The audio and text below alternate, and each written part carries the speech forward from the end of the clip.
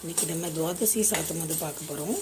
பொரிச்ச ரசம், மிளகு, சீரகம், கொஞ்சம் ஒரு ஸ்பூன் நல்லா தாராளமாகவே மிளகு, சீரகம், துவரம்பருப்பு, கொஞ்சம் பெருங்காயம், கருவேப்பிலை, ஒரு குட்டி தேங்காய் எல்லாம் வறுத்து அரைச்சிட்டு பருப்பு ஜலத்தில் கரைச்சி கொதிக்க விட வேண்டியதுதான். சிம்பிள் ரசம். பருப்பு நல்லா வேக வச்சு அது நல்லா ஸ்மாஷ் பண்ணிவிட்டு நல்லா 1.5 டம்ளர் தண்ணி வச்சு பண்ணிக்கிறோம். இந்த மாதிரி நல்லா ஸ்மாஷ் பண்ணிடணும். பருப்பு ஜலம் இருக்குது, நம்ம வறுத்து வச்சுருக்கோம் இல்லையா, அதை ஒரு அரைச்சிட்டு நெய்யில் வறுக்கணும். ஆக்சுவலி இது அப்போ தான் நல்ல மணம் இருக்கும்.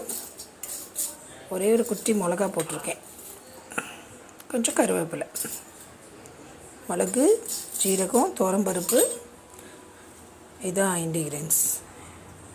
உப்பு வச்சு அரைச்சி இந்த புளி கிடையாது, ஆக்சுவலி தக்காளியும் போட மாட்டோம்.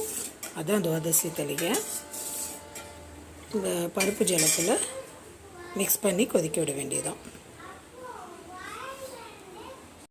அரைச்சி வச்சதை இதில் சேர்த்தாச்சு.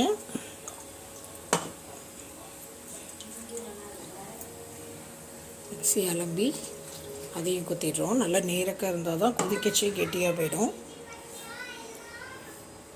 கொஞ்சம் மஞ்சள் பொடி, உப்பு அரைக்கச்சவே போட்டுட்டேன். சாம்பார் வறுபடிச்சு அரைக்கச்சு வறுத்த சாம்பார் அரைச்சோம் இல்லையா, அப்போவே நான் உப்பு சேர்த்துன்ட்டேன். இப்போது நெய்யில் கடுகு, கருவேப்பிலை, ஒரு கொதி தான் வரணும், ரொம்ப கொதிக்க வேண்டாம், லைட்டாக கொதிச்சா போகிறோம். அப்புறம் நெய்யில் கடுகு, கருவேப்பிலை தாளித்து கட்ட வேண்டியதுதான்.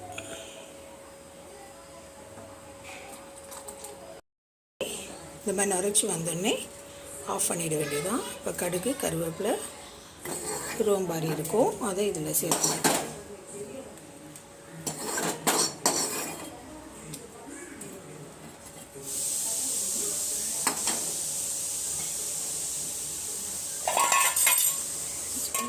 புளி இல்லாத ரசம்.